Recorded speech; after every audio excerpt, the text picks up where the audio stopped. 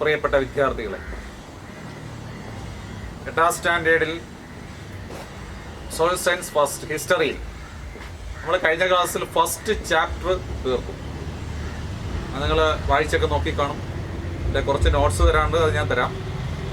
നമ്മൾ നെക്സ്റ്റ് തുടങ്ങാൻ പോകുന്നത് സെക്കൻഡ് ചാപ്റ്ററാണ്. ഹിസ്റ്ററിയും ജോഗ്രഫിയും കൂടെ ഒരുമിച്ചാണ്. അപ്പം അതിൽ നിന്ന് ഹിസ്റ്ററിയാണ് നമ്മൾ സെലക്ട് ചെയ്തെടുക്കുന്നത്.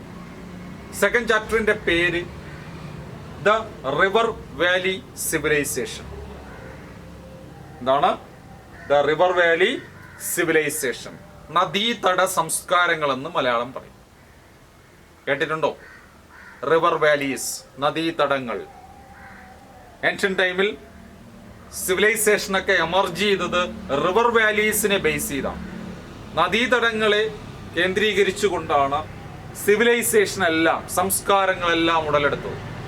സംസ്കാരങ്ങളുടെ കളിത്തൊട്ടിലെന്നാണ് റിവർ വാലീസിനെ അറിയപ്പെടുന്നത്. River valley civilisation. അപ്പോൾ ആ റിവർ വാലി സിവിലൈസേഷൻ ഇപ്പോ എന്ത് ചെയ്യുന്നു? ഈ കൾച്ചർ എല്ലാം ഡെവലപ്പ് ചെയ്യുന്നത് റിവർ വാലീസിനെ ബേസ് ചെയ്താണ്. അതിൽ ചില എക്സാമ്പിൾ നമ്മൾ പറയണം. ഒന്ന്, ഇൻഡസ് വാലി സിവിലൈസേഷൻ. കേട്ടിട്ടുണ്ടോ? Indus valley civilisation. Indus valley civilisation. Sindhu നദീതട സംസ്കാരം, അല്ലെങ്കിൽ നമ്മൾ പറയും ഹാരപ്പൻ സിവിലൈസേഷൻ എന്ന് പറയും. Number 2, Mesopotamia. Mesopotamian civilisation. Number 3, Egyptian civilisation. Number 4, Chinese civilisation. Major river valley civilisations ഏതൊക്കെയാണ്? Indus valley civilisation, Mesopotamian civilisation, Egyptian civilisation, Chinese എന്ന് വെച്ചാൽ നദീതടങ്ങളെ കേന്ദ്രീകരിച്ചുകൊണ്ട് രൂപം കൊണ്ട സംസ്കാരങ്ങളാണ് ഏതൊക്കെ?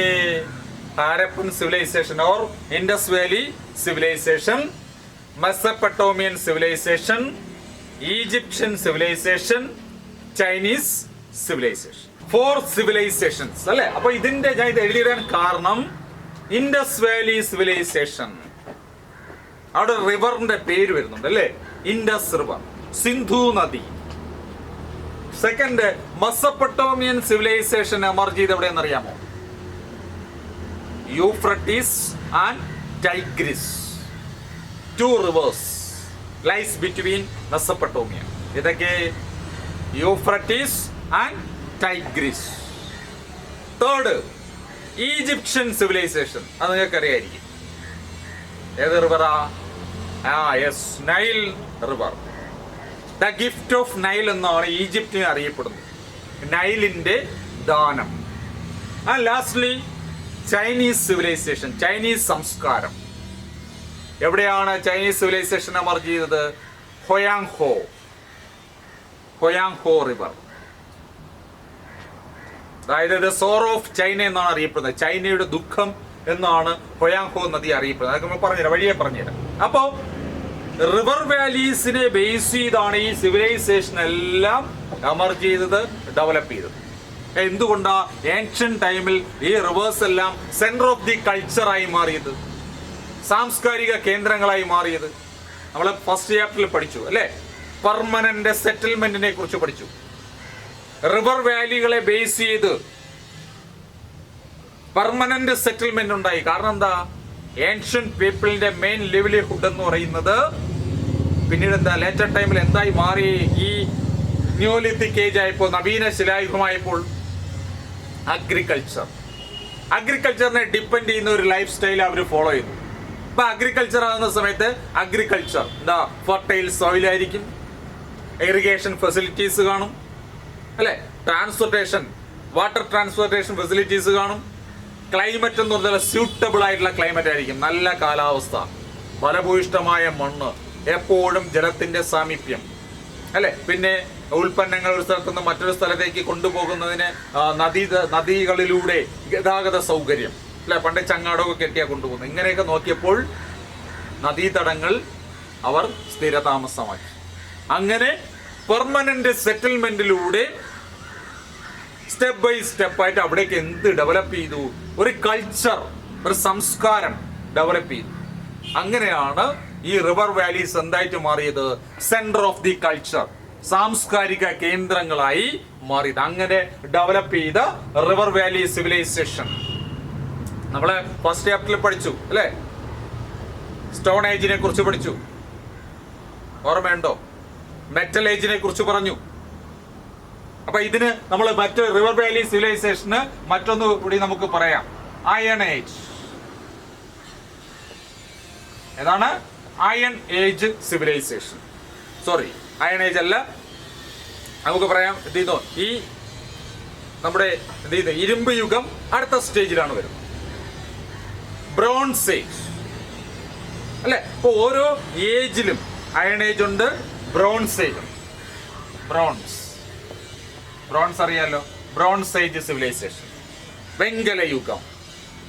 മെറ്റൽ നമ്മൾ പഠിച്ചു, മെറ്റൽ ഏജ് നമ്മൾ പഠിച്ചു, അവസാനം പഠിച്ചു അല്ലെ? പാലിയോലിത്തിക് പഠിച്ചു, ആദ്യം പഠിച്ചതൊക്കെ ഓർമ്മയുണ്ടോ? പുരാതന ശിലായുഗം. അത് കഴിഞ്ഞ് നിയോലിത്തിക് പഠിച്ചു, നവീന ശിലായുഗം. അവിടെ മെറ്റലും സ്റ്റോണും നമ്മൾ അവിടെ ഡിസ്കസ് ചെയ്തതാണ്. ഇവിടെ എന്ത് ചെയ്യുന്നു? റിവർ വാലിയെ ബേസ് ചെയ്ത് യൂസ് ചെയ്തിരുന്ന ഒരു മെറ്റൽ എന്ന് പറയുന്നത് ഏതാ? ബ്രോൺസ് ആണ്, വെങ്കലം, വെങ്കല യുഗ സംസ്കാരം. അടുത്ത സ്റ്റേജിൽ വരുന്നത് അയൺ ഏജ് സിവിലൈസേഷൻ ആണ്. അയൺ ഏജിലാണ് കുറച്ചുകൂടി ഡെവലപ്മെന്റ്സ് ഉണ്ടാവും. റോമൻ സിവിലൈസേഷനും ഗ്രീക്ക് സിവിലൈസേഷനും ഇന്ത്യയിലെ തന്നെ ഒരു ഏൻഷ്യൻ സിവിലൈസേഷൻ ആയ വേദിക് സിവിലൈസേഷൻ, വൈദിക സംസ്കാരം, ആര്യൻസ് പഠിച്ചിട്ടില്ലേ? ആര്യന്മാരെ കുറിച്ച്, അതൊക്കെ അയൺ ഏജിലാണ് വരുന്നത്. ദ റിവർ വാലി സിവിലൈസേഷൻ എന്ന് പറയുന്നത് ഏതാ? ബ്രോൺസ് ഏജ് ആണ്, വെങ്കല യുഗമാണ്. അപ്പൊ ഇതൊക്കെ ബ്രോൺസ് ആണ് ഇവർ ഏറ്റവും കൂടുതൽ യൂസ് ചെയ്തിരുന്ന മെറ്റൽ. ഏത്? റിവർ വാലി സിവിലൈസേഷൻസ് അല്ല. അപ്പോ ആ റിവർ വാലീസിനെ ബേസ് ചെയ്ത് ഡെവലപ്പ് ചെയ്ത സിവിലൈസേഷൻ ഏതൊക്കെയാണ്? ഒന്ന്, ഇൻഡസ് വാലി സിവിലൈസേഷൻ. രണ്ട്, മെസപ്പൊട്ടോമിയൻ സിവിലൈസേഷൻ. മൂന്ന്, ഈജിപ്ഷ്യൻ സിവിലൈസേഷൻ. നാല്, ചൈനീസ് സിവിലൈസേഷൻ. ഇതെവിടെയാണ് ഡെവലപ്പ് ചെയ്തത്?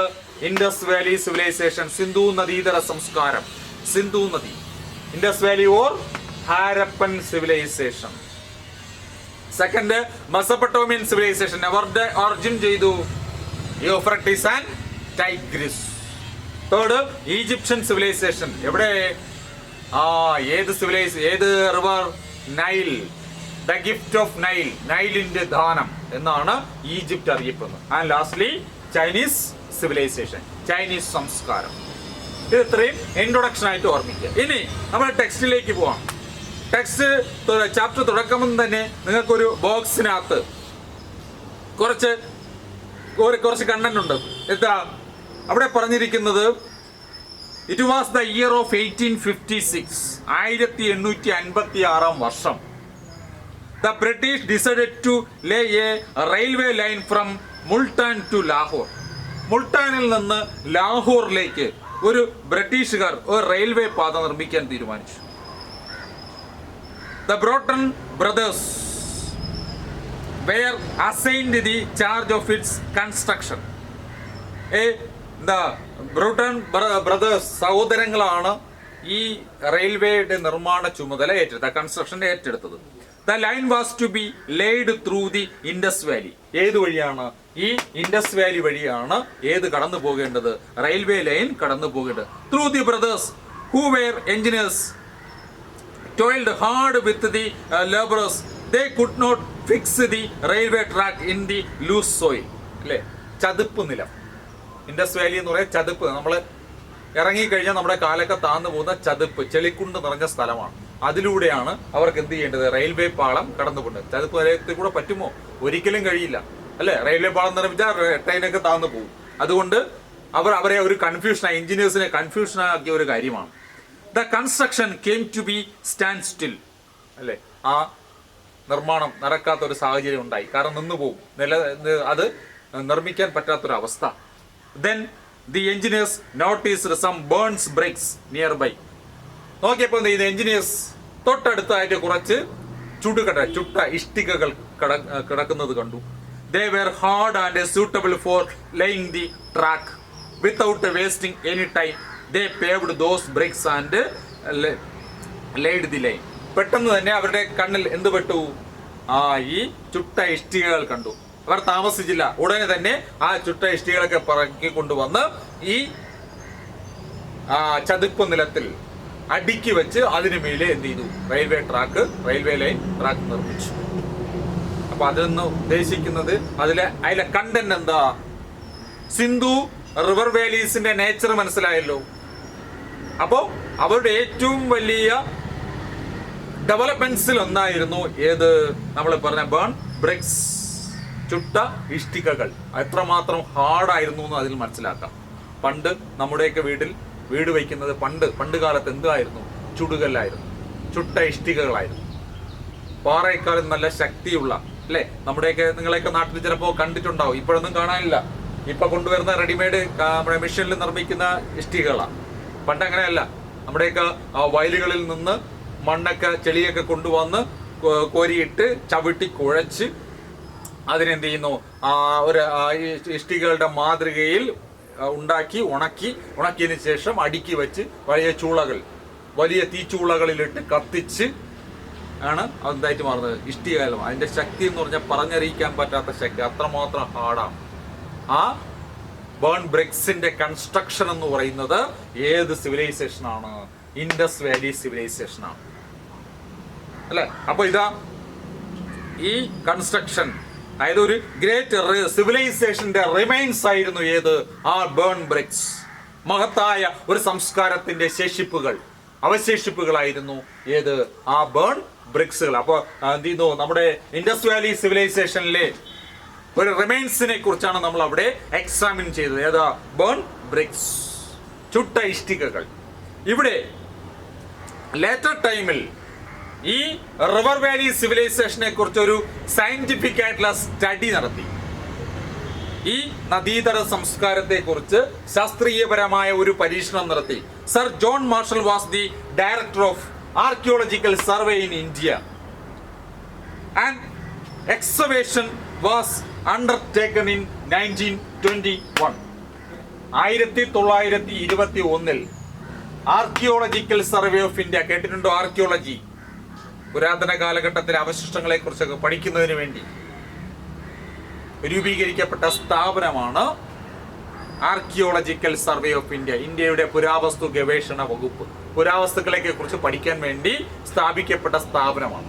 ഇന്ത്യയിലുണ്ട്, നമ്മുടെ സ്റ്റേറ്റിലും അത് വരുന്നു. സെൻട്രൽ ഗവൺമെന്റിന്റെ അണ്ടർടേക്കിംഗ് ആണ്. ഇവിടെ നമ്മുടെ തൊട്ടടുത്ത് ആ ആർക്കിയോളജിക്കൽ സർവേ ഓഫ് ഇന്ത്യയുടെ കൺട്രോളിലുള്ള ഒരു സ്ഥലമുണ്ട്, അറിയാമോ?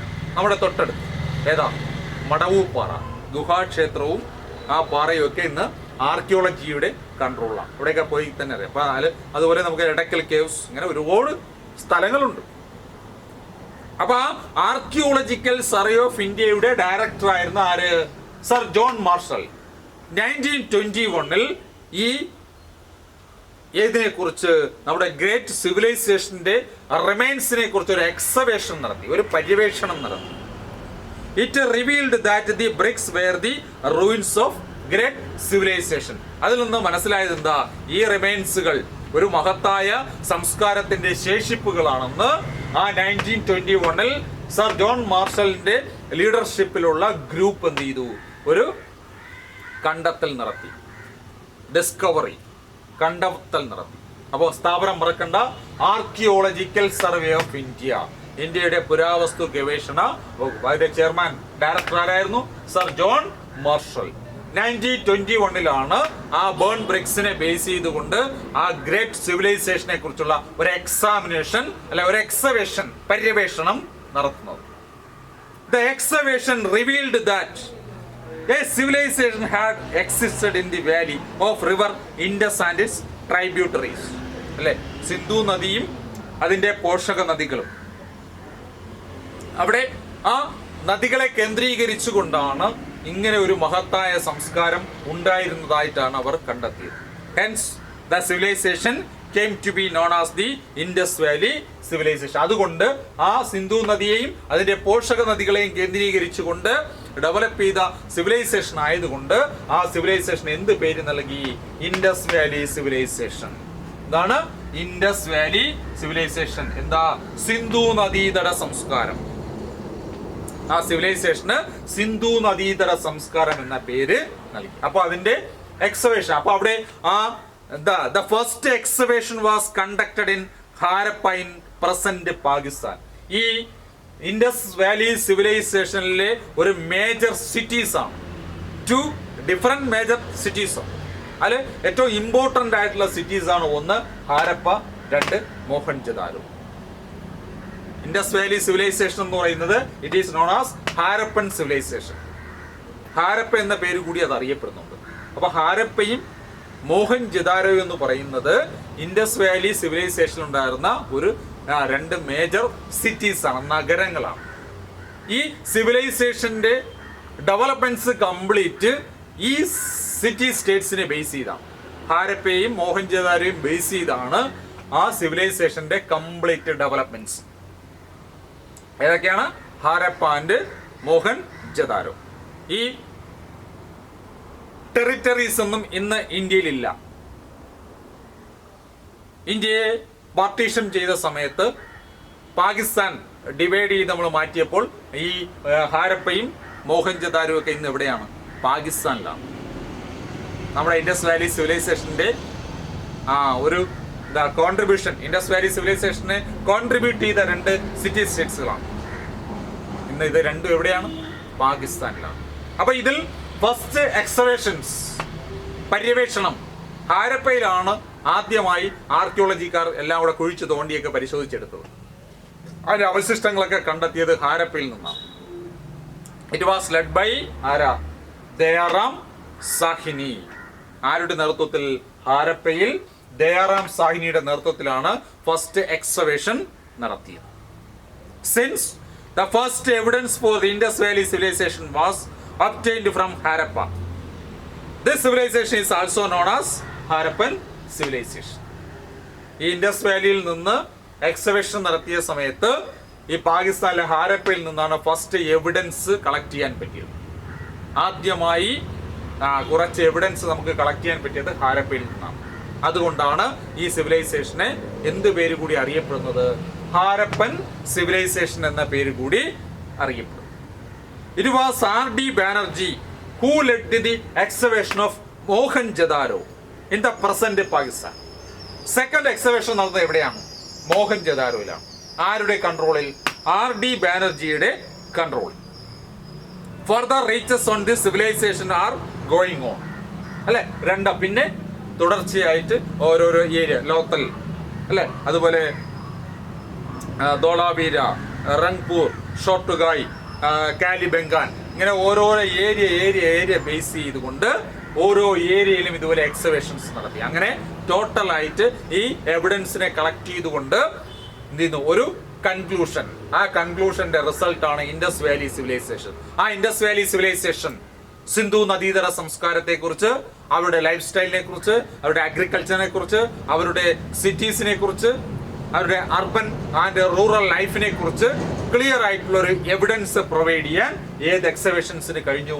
ഹാരപ്പയിൽ ദയാറാം സാഹിനിയുടെ കൺട്രോളിൽ നടന്ന എക്സവേഷനും മോഹൻജദാരോയിൽ R.D. ബാനർജിയുടെ കൺട്രോളിൽ നടന്ന എക്സവേഷൻസിനും കഴിഞ്ഞു. മനസ്സിലായില്ലേ? ഇത്രയും കാര്യങ്ങൾ. ഇപ്പൊ പേരുകൾ മറക്കണ്ട. ആർക്കിയോളജിക്കൽ സർവേ ഓഫ് ഇന്ത്യയുടെ ഡയറക്ടർ ആരായിരുന്നു? Sir John marshal.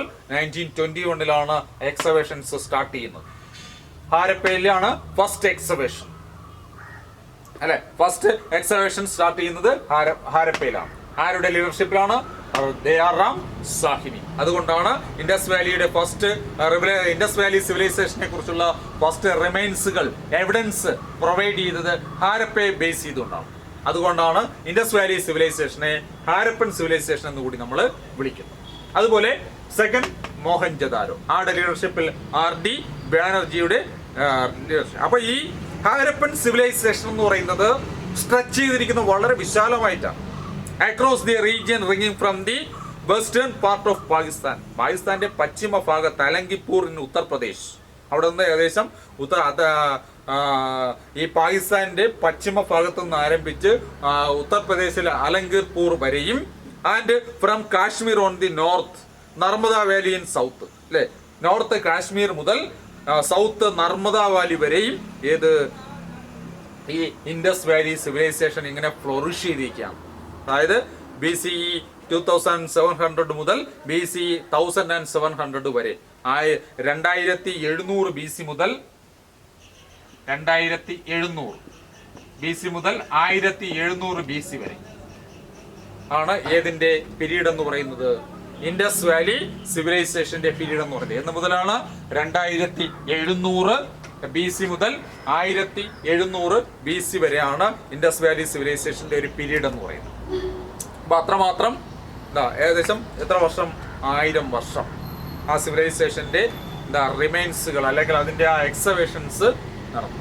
അപ്പൊ ഇത് വളരെ ക്ലിയർ ആയിട്ടുള്ള എവിഡൻസുകൾ, വളരെ ക്ലിയർ ആയിട്ടുള്ള എവിഡൻസുകളാണ് ഈ ഹാരപ്പയിൽ നിന്നും മോഹൻജദാരോയിൽ നിന്നൊക്കെ എന്ത് ചെയ്യാൻ പറ്റിയത്, നമുക്ക് കളക്ട് ചെയ്യാനുണ്ട്. നിങ്ങളെ ടെക്സ്റ്റിനകത്തൊരു മാപ്പ് ഉണ്ട്. ആ മാപ്പിൽ റിവർ വാലി സിവിലൈസേഷൻ ഫ്ലോറിഷ് ചെയ്തിരിക്കുന്ന ഏരിയാസ് മാപ്പിൽ റെപ്രസെന്റ് ചെയ്തിരിക്കുകയാണ്.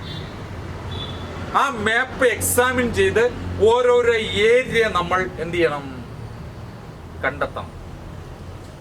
ആ ഏരിയ ഇന്ന് പ്രസന്റ് ടൈമിൽ ഏത് കൺട്രിയെ ബേസ് ചെയ്താണെന്നുള്ളത് നമ്മൾ എന്ത് ചെയ്യണം, അവിടെ നിന്ന് നമുക്ക് അതൊരു ഒരു സ്റ്റഡി മെറ്റീരിയൽ ആയിട്ട് കൊടുത്തേക്കും. അപ്പൊ ഏരിയ ഹാരപ്പ നമുക്കറിയാം, മോഹൻജദാരോ അറിയാം, രണ്ടും എവിടെയാണെന്ന് പ്രസന്റ് പാകിസ്ഥാനിൽ. പിന്നെ കൊടുത്തേക്കുന്നത് സുത്കാജൻദോർ, അതും പാകിസ്ഥാനിലാണ്. അലങ്കിപ്പൂർ അല്ലെ, അത് എവിടെയാണ് നമ്മൾ നേരത്തെ പറഞ്ഞു, ഉത്തർപ്രദേശാണ്. ഉത്തർപ്രദേശ് നമുക്കറിയാം ഇന്ന് ഇന്ത്യയിൽ തന്നെ ഉണ്ട്. അതുപോലെ ബെൻവാലി എന്ന് പറഞ്ഞാൽ ഇന്ത്യയിലാണ്. ആ മാപ്പിൽ അതാണ് ഞാൻ പറയുന്നത്. നിങ്ങൾ മാപ്പ് എടുത്ത് വെച്ചാൽ നോക്കണം. മാപ്പില് താഴെ ഒരു ടേബിളും കൊടുത്തിട്ടുണ്ട്. Sites of Indus valley civilisation country. അപ്പൊ ഒന്ന് ഹാരപ്പ, രണ്ട് മോഹൻജദാരോ, രണ്ട് എവിടെയാണ്, പാകിസ്ഥാനിലാണ് അല്ലെ. തേർഡ് സുത്കാജൻദോർ, അത് നിങ്ങളെ മാപ്പിൽ അതിനകത്ത് കൊടുത്തിട്ടുണ്ട്. അതും എവിടെയാണ്, പാകിസ്ഥാനിൽ തന്നെയാണ്. അലങ്കിപ്പൂർ, ബെൻവാലി രണ്ടും എവിടെയാണ്, ഇന്ത്യയിലാണ്. കാലിബംഗാൻ അതും ഇന്ത്യയിലാണ്. അടുത്ത ലോത്തൽ എവിടെയാണ്, ഗുജറാത്തിലാണ് കിടക്കുന്നത് അല്ലെ, അതും ഇന്ത്യയിലാണ്. അതുപോലെ ധോളാവീര ഇന്ത്യയിലാണ്. റംഗ്പൂർ ഇന്ത്യയിലാണ്. പിന്നെന്താ, ഷോർട്ടുഗായ് കൊടുത്തിട്ടുണ്ട്. ഷോർട്ടുഗായ് കുറച്ചുകൂടി മാറിയാണ് കിടക്കുന്നത്. അതെവിടെയാണ്, അഫ്ഗാനിസ്ഥാനിലാണ്. ആ മാപ്പ് നോക്കിയാൽ മതി, ഇന്ത്യയുടെ, പാകിസ്ഥാൻ, അഫ്ഗാനിസ്ഥാൻ, നമ്മുടെ നെയ്ബറിംഗ് കൺട്രീസിനെ ബേസ് ചെയ്താണ് ആ മാപ്പ്. ആ മാപ്പ് നല്ലതുപോലെ നമ്മൾ എക്സാമിൻ ചെയ്യുക, ഒബ്സർവ് ദി മാപ്പ്. അതിൽ നിന്ന് major sites, Indus valley river valley സിവിലൈസേഷന്റെ അല്ലെങ്കിൽ ഇൻഡസ് വാലി സിവിലൈസേഷനിലെ മേജർ സൈറ്റ്സുകൾ ഒരു ഔട്ട്ലൈൻ മാപ്പായിട്ടാണ് കൊടുത്തേക്കുന്നത്. അതിനെ നമ്മൾ എന്ത് ചെയ്യുക, ആ ഏരിയാസ് നമ്മൾ കളക്ട് ചെയ്തെടുക്കുക. അപ്പൊ അത് താഴെ ടേബിള് കൊടുത്തിട്ടുണ്ട്, ഏരിയാസ് കൊടുത്തിട്ടുണ്ട്. അത് ഏത് സ്റ്റേറ്റ്സ് ആണെന്ന് മാത്രം നിങ്ങൾ കണ്ടെത്തിയാൽ മതി. പിടികിട്ടിയോ? ഡൗട്ട് ഉണ്ടോ? ഇല്ല, പ്രോബ്ലം ഒന്നുമില്ല. യെസ്. ഇനി നെക്സ്റ്റ്, ഈ ഇൻഡസ് വാലി സിവിലൈസേഷന്റെ ഫീച്ചേഴ്സിൽ നമ്മൾ പോവുകയാണ്. ഫസ്റ്റ് ഫീച്ചറായിട്ട് നമ്മൾ പഠിക്കാൻ പോകുന്നത് features of cities. River Valley, അതായത് ഇൻഡസ് വാലി ഹാരപ്പൻ സിവിലൈസേഷന്റെ ഏറ്റവും മേജർ ആയിട്ടുള്ള ഫീച്ചറിൽ ഒന്നാണ് അവിടുത്തെ സിറ്റീസിന്റെ പ്രത്യേകത. അതിൽ നമ്മൾ സ്റ്റാർട്ടിങ്ങിലെ പറഞ്ഞു ബോൺ ബ്രിക്സിനെ കുറിച്ച്, ചുട്ട ഇഷ്ടികകളെ കുറിച്ച് അല്ലെ. അതായത് എന്ത് ചെയ്യുന്നു, അവിടുത്തെ ലേബേഴ്സിനെ അമൈസ് ചെയ്ത, അത്ഭുതപ്പെടുത്തിയ ഒരു ഫാക്റ്റ് ആണ് ഏതെന്ന് പറയുന്നത് ഈ ബ്രിക്സിനെ കുറിച്ച്, ബോൺ ബ്രിക്സിനെ കുറിച്ച്, ചുട്ട ഇഷ്ടികകളെ കുറിച്ച്. The key feature of the Harappan cities was the use of hard burn bricks അല്ലെ. അവരുടെ കീ ഫീച്ചർ, ഒരു പ്രധാനപ്പെട്ട സവിശേഷത, ഹാരപ്പൻ സിറ്റിയുടെ പ്രധാനപ്പെട്ട സവിശേഷത തന്നെ എന്തായിരുന്നു, use of hard burn bricks. നല്ല കട്ടിയുള്ള ചുട്ട ഇഷ്ടികകളെ ഉപയോഗിച്ചാണ് അവരുടെ നഗരങ്ങൾ നിർമ്മിച്ചത്. All buildings were built of burn bricks. എല്ലാ കെട്ടിടങ്ങളും നിർമ്മിച്ചത് എന്തുപയോഗിച്ച, ബേൺ ബ്രിക്സ് ഉപയോഗിച്ച. The cities Harappa, Mohenjodaro and Lothal all had two parts. പ്രധാനപ്പെട്ട സിറ്റീസ് ആണ് നമ്മൾ പറയുന്നത്. ഏതൊക്കെ, ഹാരപ്പയും മോഹൻജദാരോയും ലോത്തലും. അതിനൊക്കെ എന്തുണ്ട്, 2 parts. എന്തൊക്കെ പാർട്സുകളാ? ഒന്ന് ഫസ്റ്റ് പാർട്ട് എന്ന് പറയുന്നത് എന്താ? The part of the city to the west was higher. It was used by the administrators. ഒന്ന് ഏറ്റവും മുകളിൽ, ഏറ്റവും ഉയർന്ന തട്ടിൽ, അവിടെ എന്തായിരുന്നു പ്രത്യേകത? It was used by the administrators. ഏറ്റവും പൊക്കത്തിലുള്ള ആ പാർട്ടിൽ അത് യൂസ് ചെയ്യുന്ന ആരാ? ഭരണാധികാരികളാണ്. The ruins of big buildings probably an assembly hall were discovered here. അവിടെ നിന്ന് കിട്ടിയ അവശിഷ്ടങ്ങളൊക്കെ പരിശോധിച്ചപ്പോൾ അവിടെ നിന്ന് എന്ത് ചെയ്തു? വലിയൊരു അസംബ്ലി ഹാളിന്റെ അവശിഷ്ടങ്ങൾ കണ്ടെത്താൻ കഴിഞ്ഞു. എന്ന് വെച്ചാൽ പൊക്കമുള്ള പ്രദേശം, ആ പൊക്കമുള്ള പ്രദേശത്ത് കിട്ടിയ അവശിഷ്ടങ്ങൾ പരിശോധിച്ചപ്പോൾ അവിടെ നിന്ന് എന്ത്? അസംബ്ലി ഹാളിന്റെ കിട്ടി. അപ്പോൾ അസംബ്ലി ഹാൾ എന്ന് പറയുന്നത് ആർക്ക് വേണ്ടിയുള്ളതായിരുന്നു? അവിടുത്തെ അഡ്മിനിസ്ട്രേറ്റേഴ്സിന് വേണ്ടിയുള്ളതായിരുന്നു. അതാണ് ഫസ്റ്റ് പാർട്ട്. സെക്കൻഡ് പാർട്ട് എന്ന് പറയുന്നത് east was lower and inhabited by the common people. പൊക്കത്തിൽ അഡ്മിനിസ്ട്രേറ്റേഴ്സ്, താഴ്ന്ന പ്രദേശം, സമതല പ്രദേശം, ലോവർ പാർട്സ് എന്ന് പറയുന്നത് കോമൺ പീപ്പിൾ ആണ് പ്രധാനമായും അവിടെ താമസിച്ചിരുന്നത്. The ruins of many buildings that might have been houses were unearthed here. അല്ലെ, ഭൂമിക്കടിയിൽ നിന്ന്, മണ്ണിനടിയിൽ നിന്ന് ഒരുപാട് കെട്ടിടങ്ങളുടെ മറ്റു അവശിഷ്ടങ്ങൾ കിട്ടി. അപ്പൊ ആ കെട്ടിടങ്ങളുടെ അവശിഷ്ടങ്ങൾ സാധാരണക്കാർ താമസിച്ചിരുന്നതാണ്. അല്ലെ, അസംബ്ലി ഹാളിൻ്റെത് അഡ്മിനിസ്ട്രേഷൻ. അങ്ങനെ രണ്ട് പാർട്ടുണ്ട്. Houses were built along both side of planned street. ആസൂത്രിതമായ നഗരങ്ങൾ അതായിരുന്നു അവരുടെ വീടുകളുടെ both sides of planned street. അല്ലെ, തെരു വീഥികൾ. നമ്മൾ പറയാമല്ലോ, നമ്മളിപ്പോ റോഡിൽ പോകുന്ന സമയത്ത് രണ്ട് സൈഡും മനോഹരമായ കെട്ടിടങ്ങളോട് കൂടിയ വീഥികളാണ്. They were of varying structure. അല്ലെ, എല്ലാം പല സ്ട്രക്ചറിലുള്ളതാണ്, പല ആകൃതിയിലുള്ളതായിരുന്നു. Some houses had only one room. ചില വീടുകൾക്ക് ഒരു റൂം മാത്രമേ കാണൂ. Whereas other had more rooms. ചില വീടുകൾക്ക് ഒരുപാട് റൂമുകൾ ഉണ്ടാവും. A courtyard and a well. അല്ലെ, എന്ത് ചെയ്യുന്നു? നല്ല കോർട്ട്യാർഡ് അവിടെ ഉണ്ടാവും, കിണറുണ്ടാവും, മുറ്റവും കിണറും ഒരു റൂമും ഒന്നിലധികം റൂമുകളുള്ള വിശാലമായ വീടുകളൊക്കെ ഉണ്ടായിരുന്നു. Every house had A toilet. എല്ലാ വീടുകൾക്കും ടോയ്ലറ്റുകളും ഉണ്ടായിരുന്നു. അതാണ് അവരുടെ എല്ലാം എന്താണ്? ബേൺ ബ്രിക്സ് ഉപയോഗിച്ചാണ് അവർ കൺസ്ട്രക്ട് ചെയ്യുന്നത്. അവിടെ ബിൽഡിങ്സുകൾ കംപ്ലീറ്റ് അങ്ങനെയാ, സ്ട്രീറ്റുകൾ കംപ്ലീറ്റ് അങ്ങനെയാ. പിന്നെ മാത്രമല്ല, അവിടെ ഏറ്റവും ഇമ്പോർട്ടന്റ് ആയിട്ടുള്ള ഒരു ഡെവലപ്മെന്റ്സ് എന്താ? ഡ്രെയിനേജ് സിസ്റ്റമാണ്. The drainage system was another feature of these cities. അവിടെ ഏറ്റവും വലിയ പ്രത്യേകത അതാ, ഡ്രെയിനേജ് സിസ്റ്റം. അല്ലെ, നമ്മുടെ ഇവിടെയൊക്കെ ഡ്രെയിനേജ് ഓടകൾ നിർമ്മിക്കാറുണ്ട്. The waste water from the houses was let out in this drains. വീടിൽ നിന്നുള്ള വേസ്റ്റ് വാട്ടർ ചെറിയ ചാലുകൾ പോലെ നിർമ്മിച്ച് റോഡിലുള്ള വലിയ ഡ്രെയിനേജിലേക്ക് വിട്ടുകൊടുക്കും. These drains were connected to the main drains of the streets. അപ്പോൾ ചെറിയ ഡ്രെയിനേജ് വന്നിട്ട് അതിനെ വലിയ നമ്മുടെ നഗരത്തിലുള്ള വലിയ ഓടകളുമായി ബന്ധിപ്പിക്കും. നമ്മളിവിടെയൊക്കെ ചെയ്യും പോലെ ചെറിയ ചെറിയ ഈ ഡ്രെയിനേജ് അവിടെ നിർമ്മിച്ചിട്ടുണ്ട്. അതിനൊക്കെ വലിയ ഡ്രെയിനേജ് കൊണ്ടുവിട്ട് എവിടെയെങ്കിലും അങ്ങ് ഒഴുക്കി വിടുന്ന സംവിധാനം. The drains were built of burnt bricks and covered with the stone slabs. നല്ല ചുട്ട ഇഷ്ടികകൾ കൊണ്ട് ഈ ഡ്രെയിനേജ് നിർമ്മിക്കുന്നത്. എന്നിട്ട് അവിടെ എന്ത് ചെയ്തിരിക്കുന്നു? Covered with stone slab. അല്ലെ, വലിയ പാറ കഷ്ണം പോലെ കട്ടിയെടുത്ത് സ്ലാബ്, നമ്മളെന്ന് പറയാറില്ലേ, ഇവിടെ കോൺക്രീറ്റ് സ്ലാബ് ഇട്ട് മൂടും. നമ്മുടെ റോഡിൽ നമ്മൾ നടന്നു വരുമ്പോൾ കാണാറുണ്ട്, ഓട നിർമ്മിച്ച് കോൺക്രീറ്റ് സ്ലാബ് ഇട്ട് മൂടി. അതുപോലെ അന്ന് പാറകൾ കൊണ്ടുള്ള വലിയ സ്ലാബ് ഇട്ട് അങ്ങ് മൂടും. Effective drainage system existed even small towns and villages. അല്ലെ, സ്മാൾ ടൗൺസിലും വില്ലേജിലും ഒക്കെ വളരെ കാര്യക്ഷമമായ ഒരു ഡ്രെയിനേജ് സംവിധാനമാണ് ആര് നടപ്പിലാക്കിയിരുന്നത്? നമ്മുടെ ഹാരപ്പൻ സിവിലൈസേഷൻസ് നടപ്പിലാക്കിയിരുന്നത്.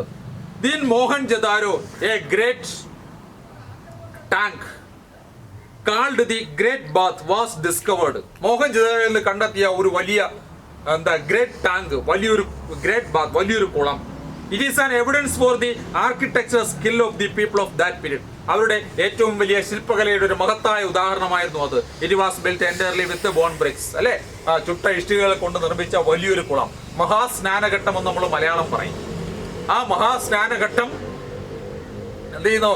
അവരുടെ ഏറ്റവും വലിയ ഗ്രേറ്റ് സ്കിൽ ആർക്കിടെക്ചറൽ ഡെവലപ്മെന്റ്സിന്റെ ഒരു പ്രത്യേകതയായിരുന്നു. Okay, yes.